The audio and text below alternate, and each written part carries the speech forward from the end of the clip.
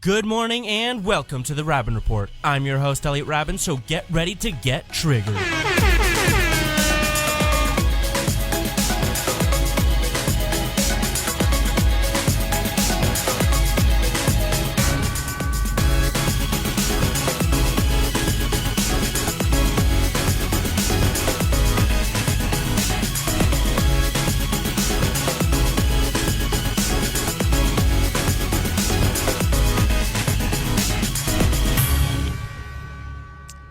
Hello and welcome to the Raben Report. I'm your host, Elliot Raben, and with me is part of my expert panel, Amara and Jordan. How are you guys? Good. Tired. Yeah, good's an understatement. Really sick. Doing okay.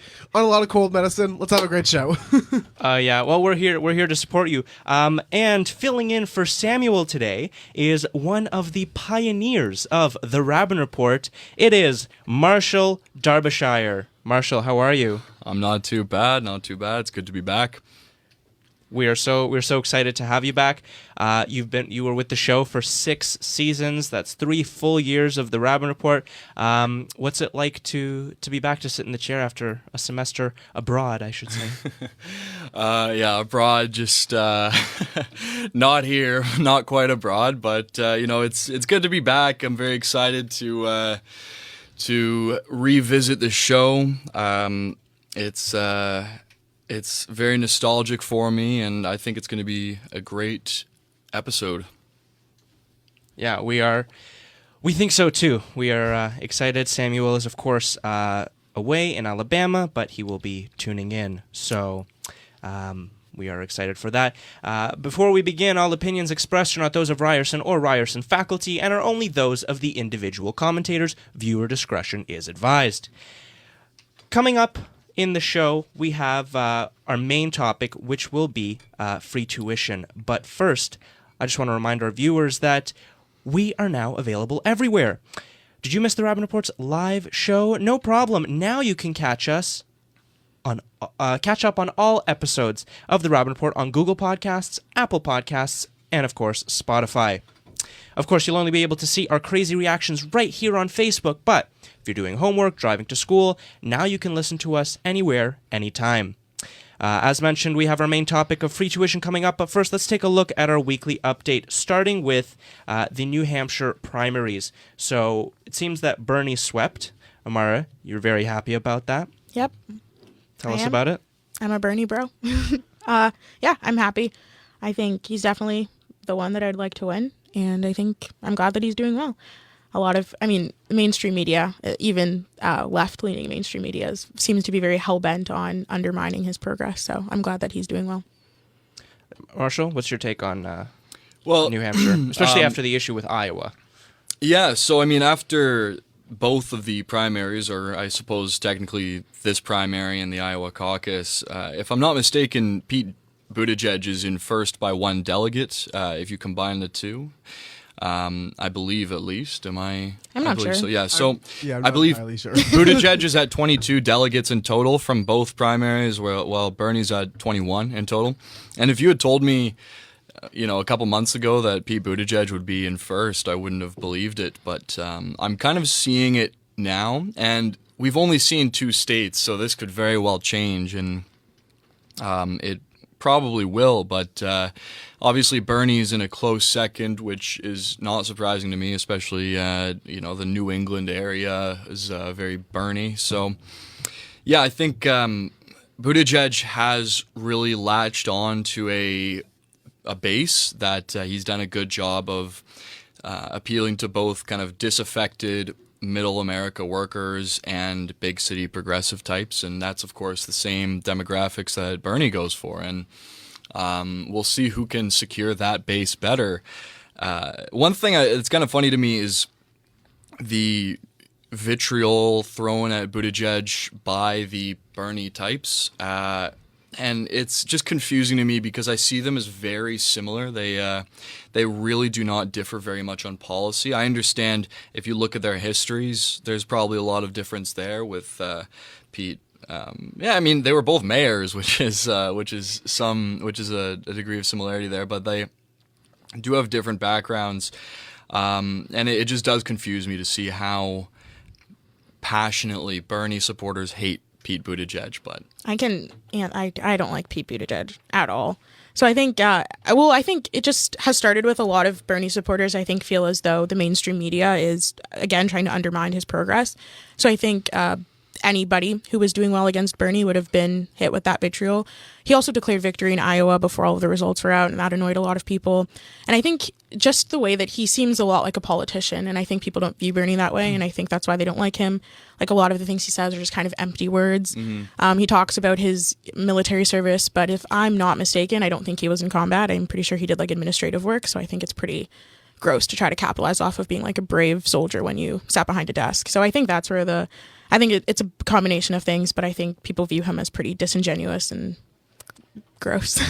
Well, what's also interesting... yeah, go ahead, Jordan. Yeah, maybe this is my opinion. Pete Buttigieg reminds me a bit of Justin Trudeau when he first ran for prime minister. I could so see that. Because he's very good at saying the right things, but I think voters now, at least Canadian, not voters, have had enough experience watching Justin Trudeau, I can at least look See at Pete through Buttigieg it. and see through it's complete bullshit. And I think he's capitalizing not only on his like military service, but the fact that he's gay. So I think people Exactly. are tired of identity politics, and If the just gay because you're peop- gay, if doesn't the gay mean you're a good people see through politician. Pete Buttigieg, I'm sure straight voters see through him as well. That's Yeah. my opinion on it personally. makes sense.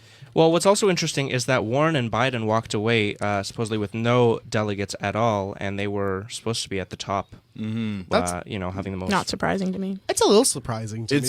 Not surprising to me. I feel like Warren and Biden are two of the candidates that if you're not following Or Bloomberg. if you're not following politics super, super well and you only get your, like, just from watching the news a little bit at night, like, not really, like, invested in it, I feel like Warren and Biden are two of the names in which you would know more Yeah. prominently.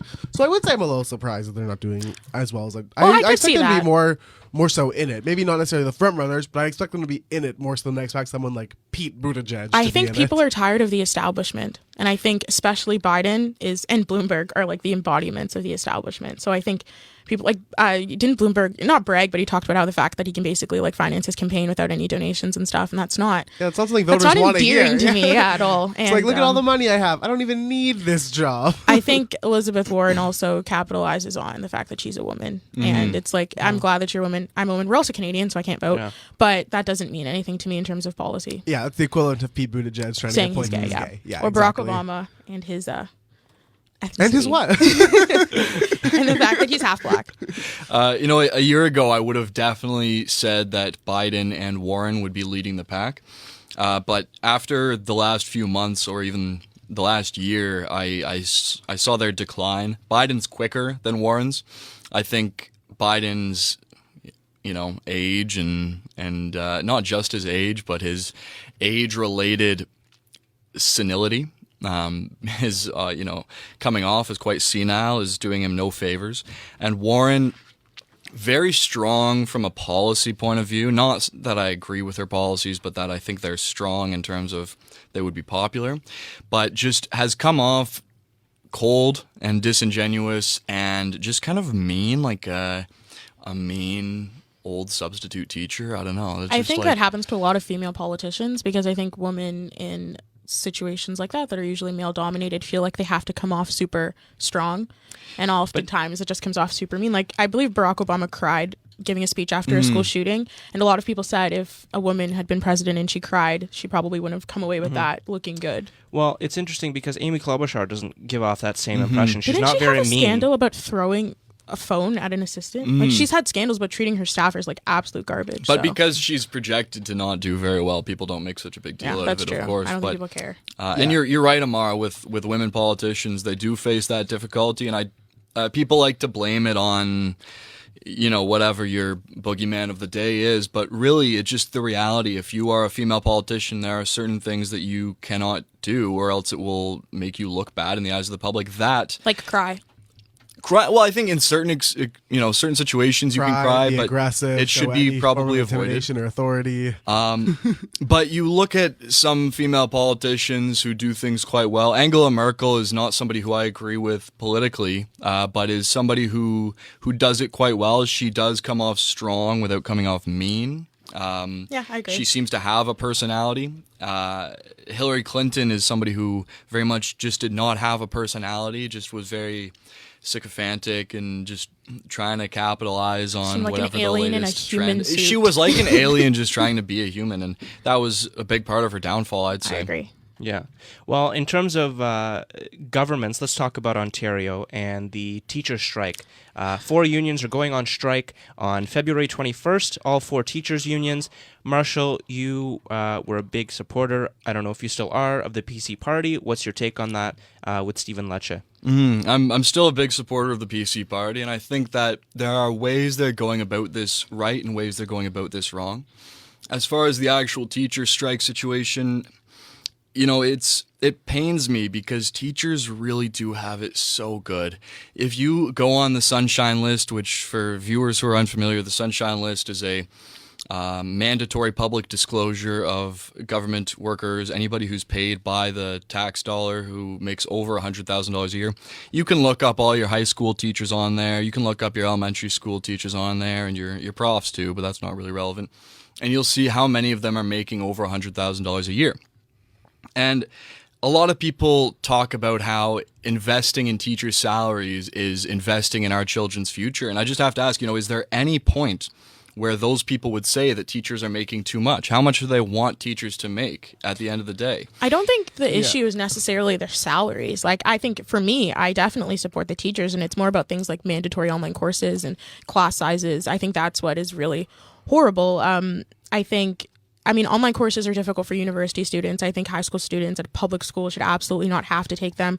I've heard of stories of kids who have to go to night school for mandatory courses like math or English in grade 12 that are prerequisites for university. So I think that's absolutely insane. And as far as I know, the teachers want to a raise to keep in line with inflation. So I definitely understand how people think teachers have a cushy job. Like, they have summers off, they get all the holidays we do as students. Absolutely, they are comfortable, but I think this strike seems to me to be more actually about the students, not so much as teachers pretending it's about the students as it was before, like when we were in high school when teachers striked. Yeah, I think the only time I'm actually hearing teachers' pay actually be brought into the equivalence is people who are arguing against the teachers' strike, because that's something that they can use against it. Teachers do actually make a decent amount of money. I think the rumor that teachers don't make a lot of money has been perpetuated through media through a lot of times. Because teachers in the U.S. don't make very much. But teachers in Canada, they do have they make decent money. But I agree. I don't think that's the issue here. It's the fact that students who need specific courses to get into university, to get the jobs that they want, that may not even be teaching, it could be any jobs, they can't get those prerequisites there because they're simply not being offered because there aren't enough teachers. Or if you have 40 students in a class, especially in a class like math, I'm horrible at math. I would have struggled so much. It's so easy for people to fall behind. Yeah. It's so easy. And in investing in teacher salaries, I think we should invest in the salaries of more teachers, not necessarily the teachers we have. But they should not have fired all the teachers that they did. So, yeah, I can meet you guys in the middle here, where I do agree about the online classes. I don't think that more online classes is a solution or a desirable outcome. Not mandatory ones, certainly. Optional ones, fine. But yeah, mandatory ones we don't want. Agreed. Class sizes, I think it's being overblown, but I also think that, increasing class sizes is not a desirable outcome either. I think that there are some sacrifices that we have to make, and I don't really see any evidence that class sizes will increase to the claims being made by the teachers' unions. They already are, though, is the thing. They already are being racist. I teach swimming outside of this, and I work with a lot of high school students who are currently in those classes in high school. And from what they let me know over the past couple years, especially, that it started off a little slow, but every time they notice a few more kids in a class, then a few more kids in a class. I think it also really depends on the high school you go to. My high school had less than 1,000 students, so it never really felt like there were too many kids in a class. But my brother's, he's graduating, he's in grade 12 now. His school has over 2,000 students, so he's had classes that have 40 kids in them. So I think it also depends on what school you go to. We can't use our own high school experiences necessarily. Exactly. But I think for also the whole province. It's nice to go to a school where it wasn't affected by that. But there's I was fortunate. I went to a big school, but it was the time before Doug Ford, and I was able to get quality class sizes. I was never in a situation where I felt my classes were too big, and I'm thankful that I got out beforehand. And it's the students who are in it now. It's always going to be the people making those decisions are not the ones being affected by it. And that's the issue. The absolute not worst. that high school students should be making these decisions, but you get where I'm going. Yeah, I know what you mean. I think the absolute worst thing, though, is the mandatory online courses. I don't think you should try to force a 15-year-old to be responsible for learning and, staying on their stuff. Well, I do. I do agree that mandatory online courses are not the greatest idea. But having done an online course, I have to say it really pushes you to not procrastinate. In high school? Yeah, in high school, it really pushes you not to procrastinate and to have really good self-management. Well, that's if and you are skills. disciplined enough to make But, yourself It work. works But for it some doesn't- people, doesn't work for But others. even for Exactly. someone, Which is even why for it should be someone- optional. But even for someone like me, like I sometimes tend to procrastinate, and this really Yeah, but forced me to do it. You can tell from the fact that you're in university and you do extracurricular activities. You're a studious person. We've all gone to high school. There's plenty of kids who definitely would not have stayed on their taking an online course. At the same time, though, I was forced to take an online course because my English teacher gave me a shit grade because she just didn't like guys. I had. That's That's a whole other large tangent. claim, yeah. That's a whole It's, other tangent. Well, this I'm telling you from personal experience. All the guys in the class had poor marks. But anyway, the point is, I feel like that's a really large accusation to make. It's been proven. And this She is would be my. fired This if is it were proven. listen. I'm telling you from my personal experience, and this is fact. If it were a fact that she hated male students and failed them, she would not be employed by the government. Now, I'm not. No, I'm not no. saying that Yeah. that it's necessarily the case, but it is very hard for a teacher to get fired. Yeah. There are teachers. That is true. It's hard for people in unions there to was get a teacher fired. who went to prison in Jamaica from my hometown for attempted murder and is still teaching. Well, I know a teacher that threw a desk at a kid in my high school and he is fired. So I Yeah. think it So I depends. think- But it I does think that's a large depend. claim to make. It might be large to somebody from an outsider perspective, but I can tell you that pretty much every teacher in that school didn't have a problem with me, and I had great grades in all those classes, and I was forced to take an online course in order to qualify for university because I had a really bad English grade. Yeah, I understand, And- but it just I Yeah, don't it seems like a think we should personal try to bring it so situation. down personally because Well, I've definitely had but teachers this who is an clearly anecdote. Yeah, but So that's it is what I'm- personal. Okay, So- well, I don't think we should be using anecdotal evidence necessarily because I've had teachers that definitely just didn't like me and gave me bad grades and I was a good I think that we should just I think try anecdotal evidence is fine because you often bring anecdotal evidence as well into the show. Yes, Okay, but but I anecdotal think- evidence isn't fact. I think if we're talking about I don't even remember how we got onto this point. We were talking about online courses, So I and think I'm just telling you from personal experience that it does help students to a degree. I did bring up anecdotal evidence when I talked about my brother who has big classes. We were just talking about the existence of classes that large. I was saying that there are public schools in Ontario where there are classes that large. Mm-hmm. But I think using your own personal experience in an online course to kind of say it's not that bad, that they're mandatory.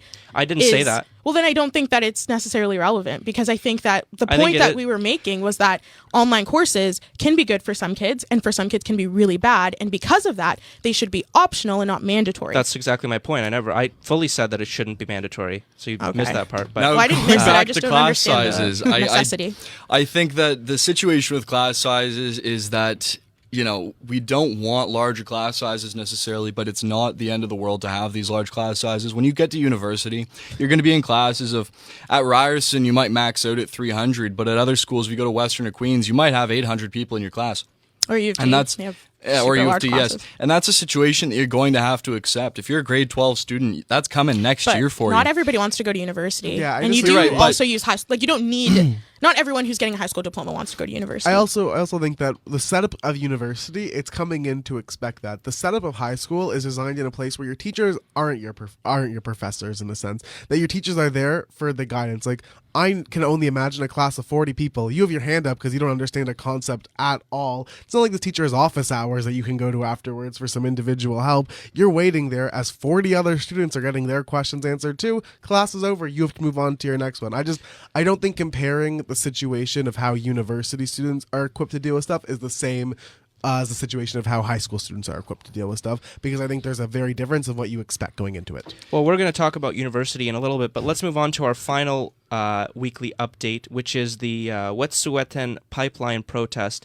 They're protesting the construction of a pipeline and In BC, and they're doing so by blocking train tracks, and hence a lot of via rail trains had to be canceled going to Montreal and Ottawa.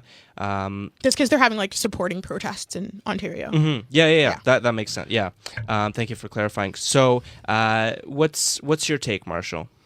Well, it's an illegal blockade that is ridiculous and needs to stop. They're preventing people from getting home who are, traveling between Toronto, Montreal, Ottawa, Kingston, wherever. And they're preventing commerce from being conducted by rail, and they're blocking the highway, which is preventing people from getting to work if you commute from maybe, Belleville to somewhere not in Belleville. I'm not sure which way they're blocking, maybe both, but it's something that it needs to be stopped, and I think the government's lack of response to it is disgraceful. And it, at some point, somebody needs to say, like, okay, you guys have done your thing, we get it, but now it's time to go home. The RCMP has now ceased their activities in the protest just as of last night, and it's ridiculous that this is being allowed to go on for so long. It's extremely disruptive, and I know disruptive is not a very severe word, but it is really impacting people. And the other thing is that it really shows, maybe this is a bit off topic, but it really shows how vulnerable our country is to having our rail service disrupted, how dependent we are on transporting goods and resources by rail across large distances, which just makes me think about, are we prepared for a situation in which rail is disrupted? But that's, maybe a topic for another day. Well, I think it's supposed to be disruptive. It's a protest. Of course. So it's supposed, they're doing what they want to do. Of course That's it's supposed to be disruptive, but that doesn't mean it's okay to be disruptive. Well, I mean, I think the protests are usually they're not supposed to be okay. They're supposed to piss people off. I think, like we talked about it before, it's very, very, very political because, I mean, there's discrepancies within the Wet'suwet'en tribe in BC about whether or not they want the pipeline. Just like any other group of people, Indigenous people aren't a monolith. They don't all think the same thing. I think there's also an issue of it being unceded land in BC. So I think it's very political. The Indigenous issue in Canada is incredibly political. So I don't think we can summarize it in our weekly update. But I definitely do support protest and protesting for your political opinions. I think they have the right to do that. And I completely understand how frustrating it is for people trying to travel between, Toronto, Montreal, Ottawa, Kingston, like we mentioned, but I think that's what's supposed to happen. And I think the Canadian government really is going to have to get its shit together in its relations with the Indigenous community, or things like this are going to keep happening. Well, that's where we have to end it off because we have to move on to our main topic, which is free tuition.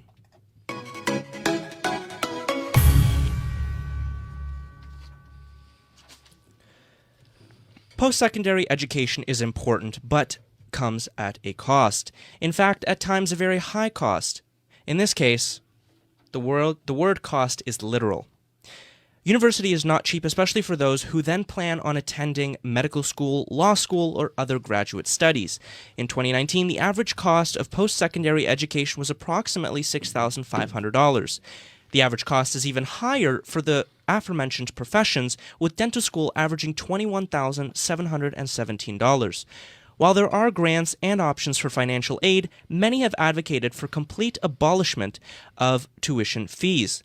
Schooling should be free, many say. But should it? On today's show, with the help of returning panelist Marshall, our team discusses whether or not we should have completely free post-secondary education in Canada. Later, we also touch upon OSAP and current financial aid in Canada, as well as what the future looks like. As a reminder, we are live on Facebook, so make sure to comment on our feed to have your thoughts read live on air. This one especially, hopefully a lot of people will be commenting because we're university students. Our audience is primarily university students, so hopefully you guys will have an opinion. Let's start with our poll that we asked on Facebook. Marshall, what was the question that we asked our audience? The question was, should post-secondary education be free for all in Canada? Mm-hmm. And how many people voted? 103 people voted. Well, it's a good turnout. See, okay, we're good. We're doing well. And what are the results? The results are 55% of voters said yes, tuition should be free, and 45% of voters said no, it should not be free, which was a ratio of 57 votes for yes to 46 votes for no. Wow. Okay, so majority of people say yes there. On our Instagram poll, it is 50-50 with 22 people voting, 11 for, 11 against. So it's quite interesting. We always see generally a difference between our Facebook and Instagram polls. Let me ask the question to you guys. Should college be free for everyone?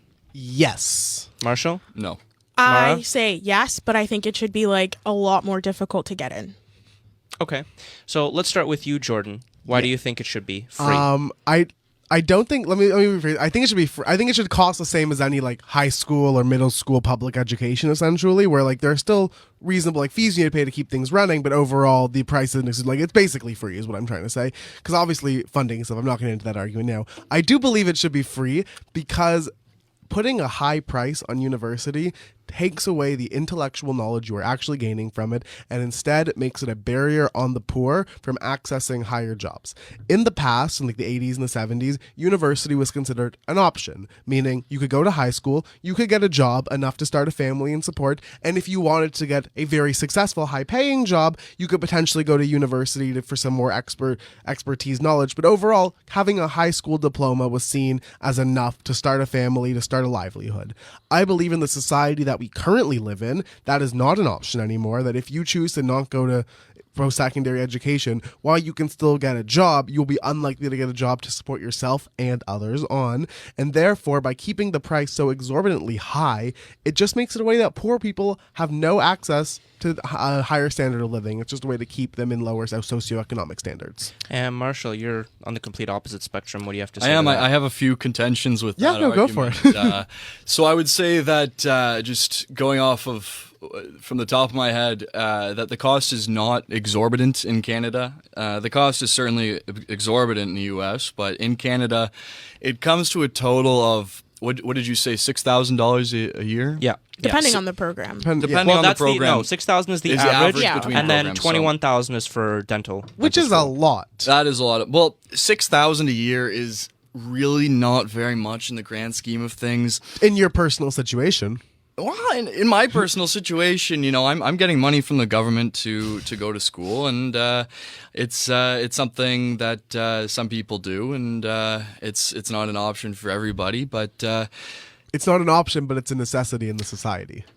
yeah. But the other thing I have an issue with is that university is necessarily a gateway to higher income. I don't think that that's the case anymore, and I think that I believe you're right. I do agree with you on that. I think it's the barrier for any sort of income at this point. No. I think Stable. I think that there are a lot of times where you going to university is no benefit to your income coming out of university or not going to university. You know, I think that if you're getting a degree in something like political sciences, as we all are, it's a degree that holds very little weight by itself. Getting a degree in political science is not something that's going to guarantee you an income more than somebody who didn't go to university at all. And same with a lot of other degrees to a greater extent. A degree in political science is the highest earning of the liberal arts degrees. Oh, it is? Of the liberal arts degrees, and depends how they define liberal arts, because some universities consider math a liberal arts degree, but if we look at the things that are generally considered liberal arts degrees, sociology, criminology, you know what I mean? Psych. History. Political science is the highest earning of them all, but not by very much. You know, the highest job percentage for political science degrees is still in the service industry, and it's something that you have to add additions, or you have to do things that complement your degree in order to make it worth something that you could really do without the degree. And again, it is the highest earning of the liberal arts degrees. So that is the majority of university students are in liberal arts degrees are not making much more than they would if they did not go to university. Therefore, university has been a net loss for them in paying tuition. And even if tuition were free, the cost of the textbooks, the commuting, the opportunity cost of not being able to work full time while they're in university would still be a net loss financially, even if it were free. I think that going off like what Jordan said, I agree with both of you. I think we're trying to replicate a path for life that just doesn't exist anymore. It's not the 70s and the 80s where you can get a degree in anything and get a good job anymore. So I think it's true that your poli-sci degree is probably not going to be worth much. But I think, I think that people definitely need, which is why I think it should be harder to get in, because I think a lot of people view university as the next thing you do after high school, and that you don't know what you like, so you're just going to go into arts. You like history, so you're going to get a degree in history, which what are you going to do with that? So I think it should be a lot harder to get in, because I do think universities prey upon students being vulnerable at 17. I also think they understand that through OSAP, whatever they charge is going to be, they're going to get it, and we're laden with the debt after. So I think I would push back on saying that it's a barrier to the poor, because I think you can get OSAP, and if you're really poor, you're going to get a lot of OSAP, but you're just, pushing that debt off onto future you, who you're betting will have a good job through the university education that you took out loans for.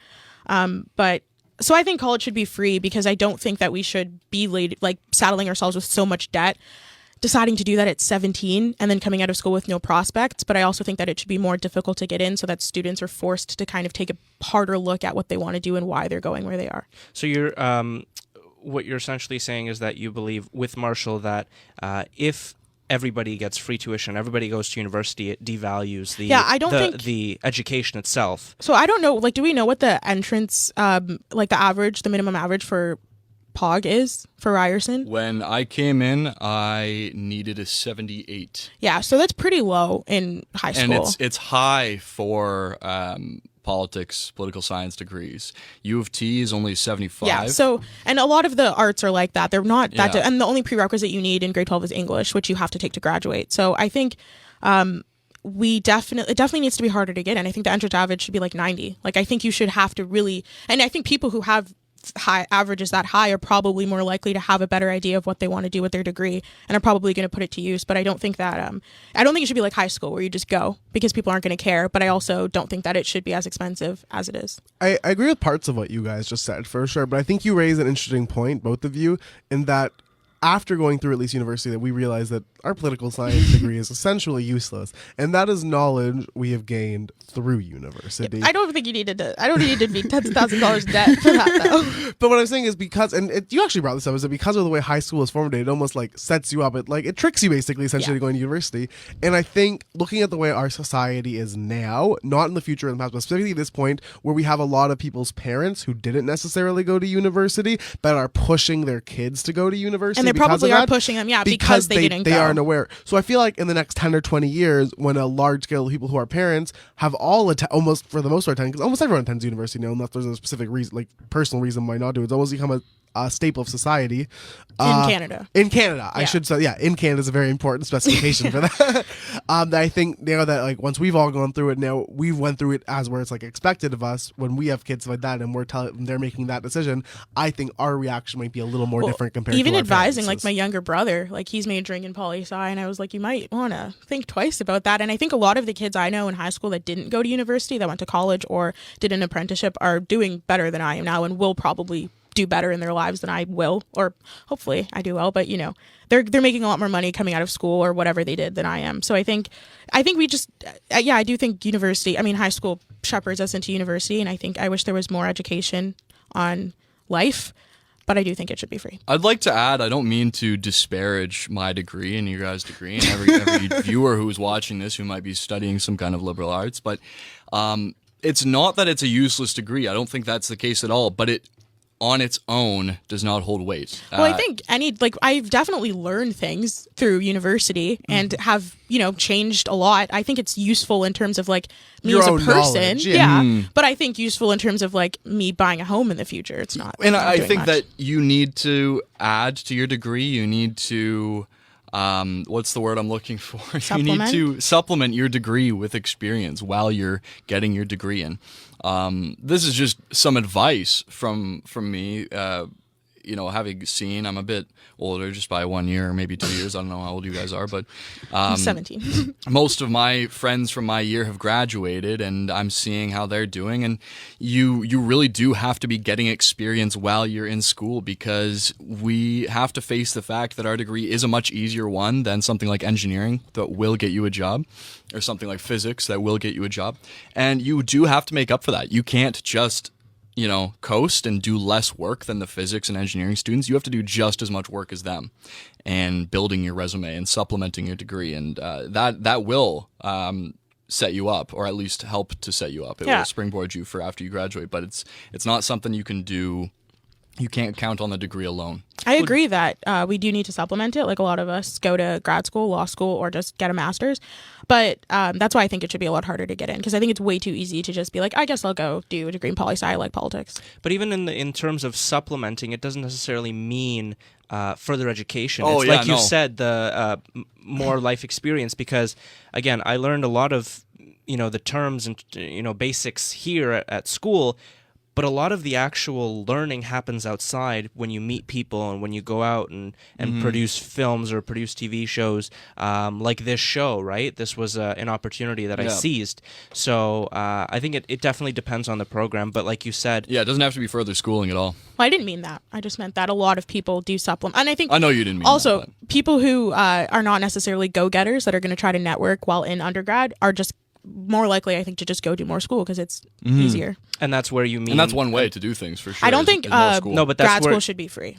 Right, but that's where you mean of like it should be harder to get in. Yeah, I think because that of people like it's that. way too easy to just be like, I don't know what I want to do. I guess I'll go to university and I guess I'll major in psych because that's interesting. I also think that, I mean, I live in Toronto. I know Jordan lives in Toronto and I know you commute. I don't know. Do you live I live downtown? in Toronto, yeah. So I think it depends. Like, I live at home, so I don't have the cost of living at home or living on my own. But I know a lot of people who went away. And then I think, again, that's just more money that you're spending. Like, if you now are going away to get a poli-sci degree, for example, because that's what we're doing, that's more money that you're spending. So. Now, if there was free tuition, how would it affect the actual institutions, right? Well, I would. I think the government should supplement our. So I think they should walk away with like around the same that they get. But I also think we give the university a lot of money. So I don't know if they'd necessarily be hurting if they didn't get as much. I think between government grants to the university as well as just donations from alumni, which is also plays a huge factor already, plus tuition. Like, maybe not Ryerson specifically, but I mean, maybe Ryerson, but schools get some pretty like successful people on them. Universities, like, listen, a lot of people are going to leave universities as duds, but there's going to be quite a few who go on like above and beyond and beyond. And 9 times out of 10, they will go and donate back to their alma mater, their school, whatever. And I do believe that there's enough other places for universities to receive their fundings because of how pivotal they are to our society, that losing tuition money is such a minor aspect of it, I think. Now, if I may piggyback off that to go slightly off topic. Yeah, go for it. I wonder how the RSU scandals have affected alumni donations. That's because where I was going. I know that I've seen on Facebook, at least, and people I know who went to Ryerson who are now not donating to Ryerson anymore because of this situation. And of course, the RSU kind of cutting, the Ryerson administration cutting the RSU off of official recognition, cutting off the operational agreement. I think that's a move to save alumni donations. Also, how are they? This is very off topic, but how are RSU elections going on right now? I was about to mention So that. the RSU still exists. I understand, but are they just kind of like ignoring what the university said? Like, how are they going to make money next year when they don't get the money that we or students would pay as part of their tuition? The RSU still exists. It's just no longer recognized by the university, and they no longer have a mechanism to forcibly do things. make us donate money to them. Yeah, so how are they going to, like, next year, what are they going to do? Come March, there's going to be an election, I believe, directed by the school, directed by the university, the new to student decide government, yeah. what we do with the student government situation. The people campaigning right now for the RSU are doing it with the aspiration of students deciding to keep a student government and keep the RSU I don't think that's and gonna merge happen. it again. It just seems like an absolute waste of time. Like, if you're at least going to run for student government, run for the new one. Well, we haven't even formed the new one yet. Exactly, so wait till then, right? But this is just I guess if you're whatever. graduating this year and want to get involved with something quickly, for like put on a resume or something, Really it's, fast. it's quickly form your own RSU. Honestly, we're on though, it. hats off Supplement to your anybody who has education. decided to run for the RSU, because that takes a lot of balls to put your face run for the RSU on the after RSU. all the nonsense they've put us through. Taking the RSU actually back to the topic of tuition, I think we went a little bit of a tangent. We can but all you agree raised- on that. You raised actually a good point, whether intentionally or unintentionally, about how alumni donations are being pulled because of all the scandals with the RSU. I think that's interesting because it only, at least to me, proves the fact that universities have so much ridiculous amount of money that because of stuff like that allows the RSU to happen. If anything, maybe a little less money being thrown at the universities, whether it's through tuition and all this, isn't the end of the world. Yeah, that's what I was saying. I don't think they'd be hurting too much. Like, clearly, there's enough money, enough that there can be a financial scandal with the Ryerson Student Union and still have all the facilities running and all the professors being paid and everything like that. Clearly, there is enough money, at least in Ryerson right now. So it begs me the question, why do we need to keep paying so much for tuition? Also, just to go back to the question, I think socially it will affect universities positively. I think a lot of people don't really understand what they're doing. Again, like you're 17 and you decide to take on the debt of OSAP. I don't think people get what it's going to mean, or 4 years seems like a really long time when you're 17 and it's really not that long. So I think if it were free, but it were harder to get in, I would hope that the students at Ryerson and at other universities would be the most studious. So they would be the most interested in, working and doing well. Well, those people that you say that would be the most interested in working well, who would these people be? Who would qualify to go to university? And if tuition were free, would you want a system where it's free for everyone, but very few people go to university? Yeah. And the people people who don't go to university, pretty much, like everybody who goes to university gets free tuition. Yes. Okay. Or college. And who would these people be? How would they qualify? How Well, would like, you I make it harder to get The in? entrance averages, like we said, for this program, our program, I don't know. I know your program's hard to get into. Yeah, I mean the actual average to get in is not that But there's high, a lot of but other it's a stuff lot you have to more do. supplemental. So for yeah. ours, the only prerequisite's English, which you have to take to graduate. So you took that anyway. Mm-hmm. And then I think the average, like we said, was like high 70s. So I think it should be like 90. So, I disagree. I don't think that will necessarily help the situation, to be completely honest. While I understand the motives of having higher standards, higher recommendations, if I can actually, Elliot, use your anecdotal evidence that you used before about having to take an online course, having to use your online course because you didn't do well, I think that people who, if they see that these marks they need are much, much higher for getting university, all it will do is encourage wealthier people to not send their kids to public school and rather send them to private schools that's a for good more point. online classes so that they have those grades to get into university.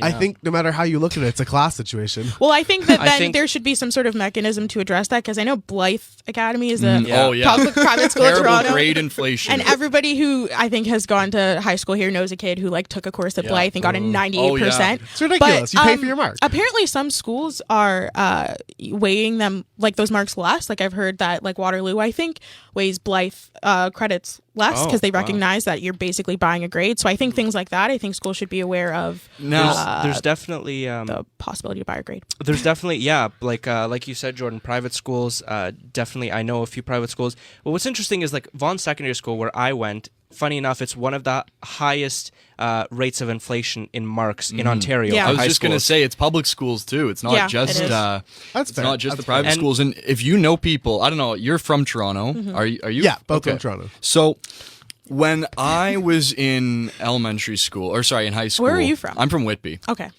When I was in high school, people weren't getting 90s. Nobody was getting 90s. The kid with the highest mark in the whole grade, in the whole graduating class, had a 96. And there was a couple people in the 90s, but it was not a common thing. When I moved to Toronto and started talking to people who grew up here, I'm finding out, getting 90s is a normal thing in high school. To us, that was like an unachievable dream for normal people. So I definitely, obviously, am biased, and it was a long time ago. I'm so old. I don't know. I definitely had 90s, but I didn't have all 90s, and it wasn't necessarily easy for me to get 90s. But I do know, I've read articles about there are certain high schools where kids are really struggling in university because their 95 is not really a 95. So I think that needs to be evaluated as well. I would definitely acknowledge that. And that brings me back to the point I was going to bring up before is, when you talk about higher admission averages, I just, begs the question of why are these admission averages set at what they are in the first place? There must be a reason for it. And I would say it's because I don't think you need to be getting 90s in high school to succeed in programs that require a 75 to get into. I think something like, for example, Creative Industries is a program that I applied to and did not get into. It required a 92 average along with supplementary portfolio entries. And, I don't know if they did let me in with my, I think, flat 80 average, if I would have been able to keep up in that program. I don't know. Maybe I would have. Maybe I wouldn't have.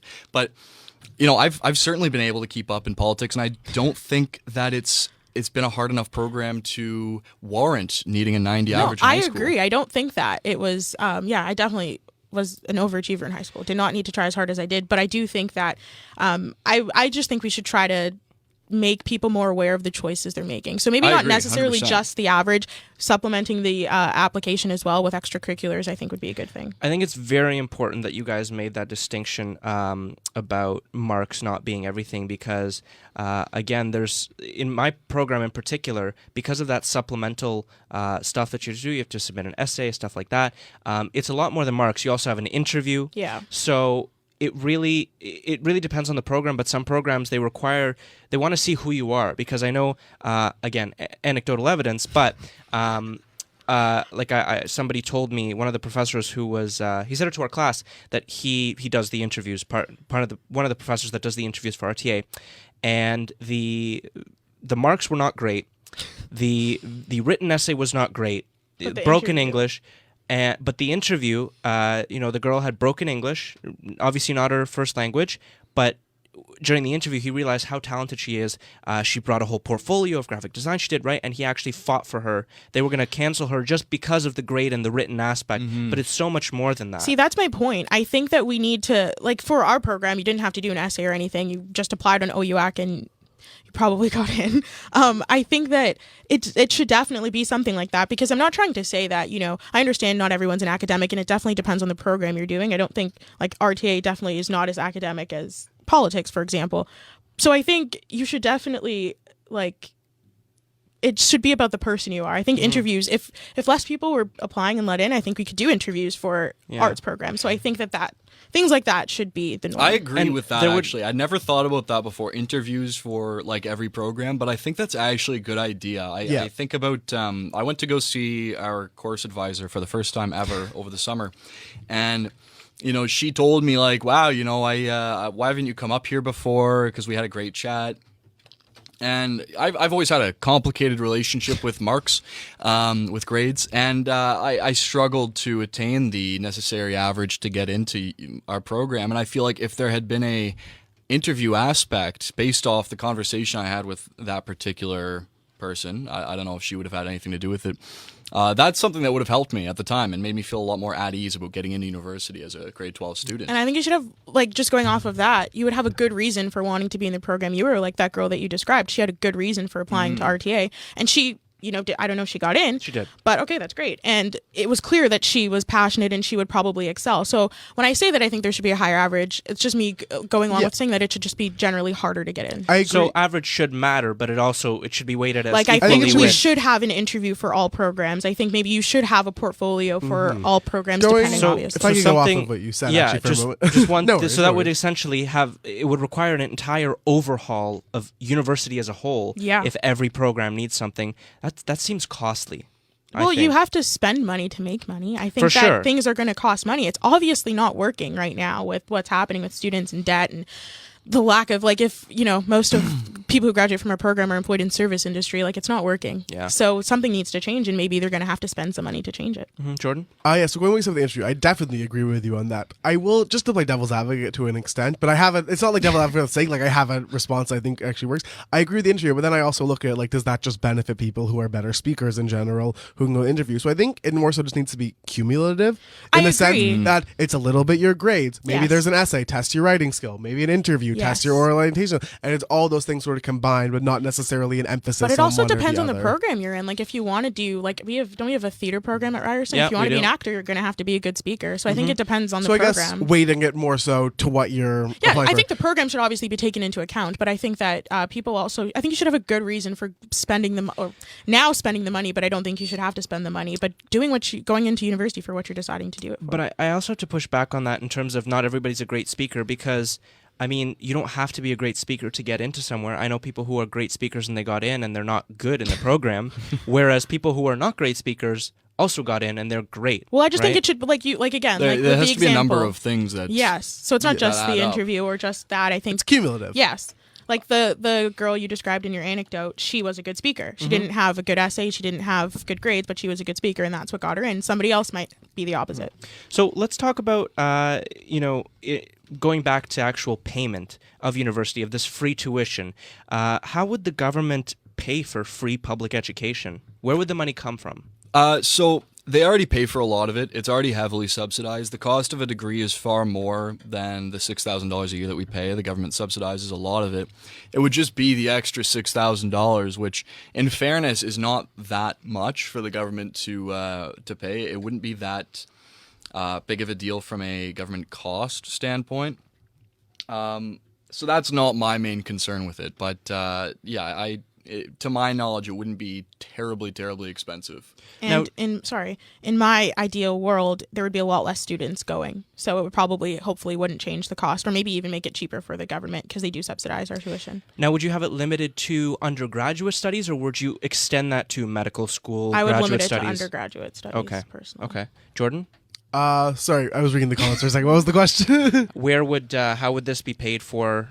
Do you think it could be sustained? I think it definitely can be sustainable. I do agree with what Marshall said there with how the government should be able to subsidize most, but I don't think, yes, $6,000 per student, it adds up, could be a lot, but the amount, I think taking small subsidies from other departments, stuff like that, I think military has a whole lot of money extra, that's a whole Not here. That's a tangent for another day. But I definitely think it's more realistic. I think it's an easy detractor from free education to say, oh, but it's going to be so expensive for the government. It's really not going to be that expensive for the government to pay for. I don't have all the statistics here in front of me. All I have is a laptop in front of me, but you can figure out government has some money. Don't get me wrong. It would be expensive. It would be a cost to the taxpayer and a significant one. It's just that's not my main concern is, there's plenty of waste in government spending. That's not my They'll concern. find the money. That's not a huge issue. Yeah. Well, in terms of finding the money, like you say, the Liberal government under Kathleen Wynne, the former government, actually tried to do that in part, and what they did is they announced free tuition for families earning under $50,000. What was your reaction to that move when that happened? I was very upset about it, actually. Why? Because I think it's unfair. I think, as far as I knew, it was like $50,000 flat. They didn't really take into account how many kids were in the home and stuff like that, which I think is ridiculous. I think that a single mom with one kid who's making $50K is probably better off than a family of 5 making $75K.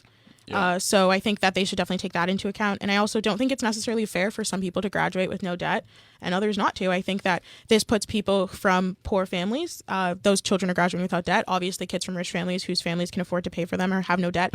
And middle-class children are the ones that are graduating with debt, and I don't see how that's fair. And I also don't necessarily think we should be punished for our parents' bad financial decisions, or good ones, maybe. You don't really have any control over how much money your parents make. And of course, if your parents make a lot of money, you're lucky and they can pay for you.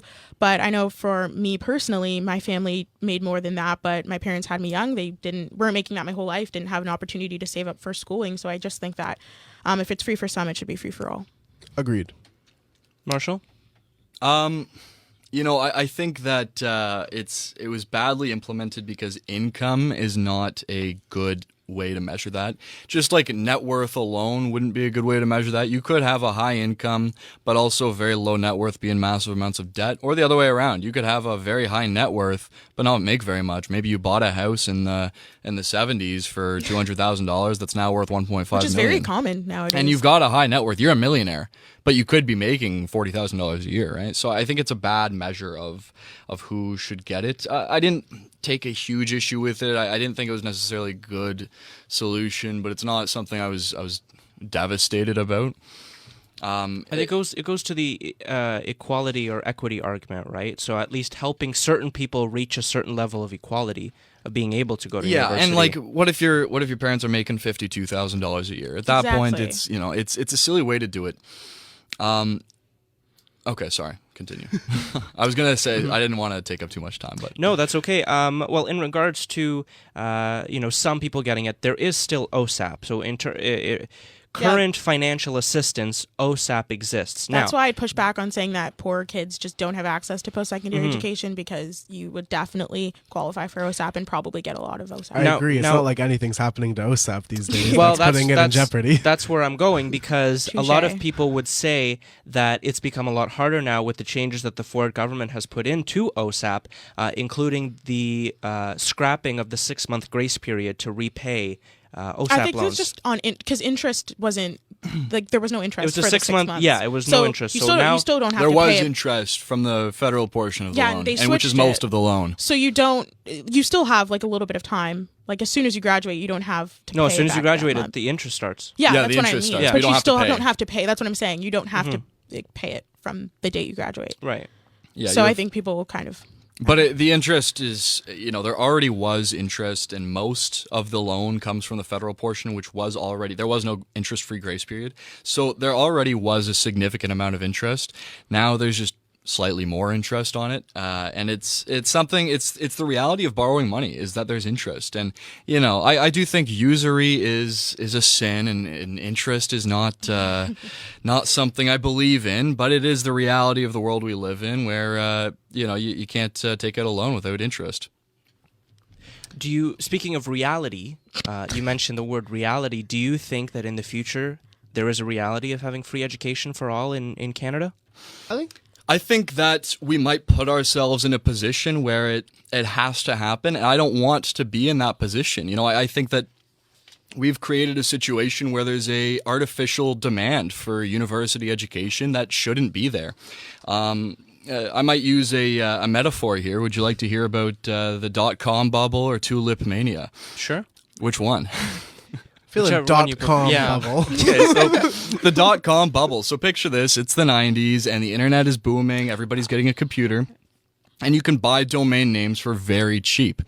And now people think that these domain names are just going to be soaring in value. That, if you buy a bunch of domain names for $1 a piece, then you can sell them off for $25 a piece. So if you buy like 7,000 of them or so, you can sell it for a lot of money. What happens is the supply increased far faster than the demand could because people really didn't need domain names in the mid-90s. Like your average person was not buying a domain name. So the supply, they had all these domains that they bought and they were trying to sell to people and they could not sell them. So what happens is the supply breaks the demand line here. And all of a sudden when that happens, it becomes worthless. And what I think we've created is a artificial demand for university degrees, is that there are a lot of jobs that now demand a university degree that objectively should not require a university degree. And why is that? Mm-hmm. It's because in Canada, we're the most educated country in the world, highest percentage of university degrees per capita of any country. And now these jobs are, seeing how many people have university degrees. It's becoming a far more competitive field than it has to be.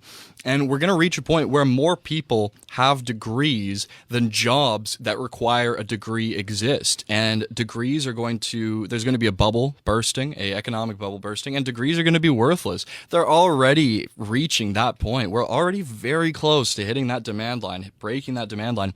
And if we decrease the price of degrees, we're going to also decrease their value significantly by way of the bubble bursting, by way of the degree bubble bursting. And we have a comment from Gemma. She says people need to understand the importance and value in working for yourself. And I think that relates to your point of the value of a degree. Well, I agree. I think that, people already describe like bachelors of arts as high school diplomas because everybody has one. And that's the problem. It's becoming like a high school diploma. It shouldn't be that way. And I think just society in general, the average one-bedroom apartment in Toronto is $2,200 a month.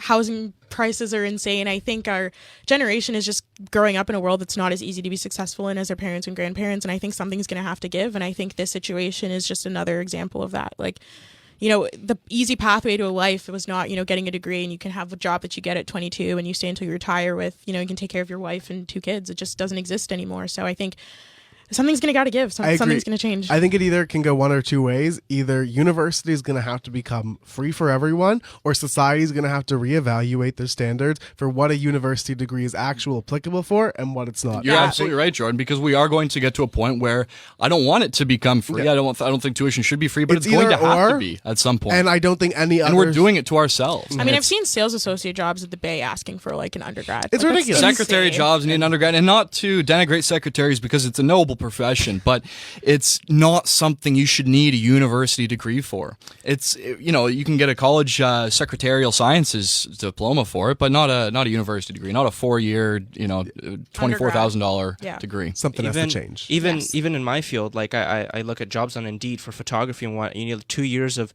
a bachelor degree in photography. Like, no, this is a skill you can pick up as a hobby. Exactly. Also, a lot of the jobs that you're looking at that are asking for experience or a degree are not paying what they would. Like, well, maybe they're paying what they used to, but that's the problem, that it's the same number and it hasn't risen with inflation. A minimum wage job should not require a university degree. Absolutely not. And then that's going to go into people not being able to afford homes. People can't even afford to rent in Toronto anymore. So I think it's just something's got to give. And Jordan, a minimum wage job should not require a degree is where we're going to end the show today. That was our show for this week. Thank you to everyone that tuned in and that messaged us live. We actually had a lot of comments coming in. Marshall, thank you so much for coming back to the show and joining our panel. We really enjoyed having you, and I think we all had a great time. Brand new episode of the Raben Report will be coming to you next week, same day, same time, same people. Have a great day, everyone.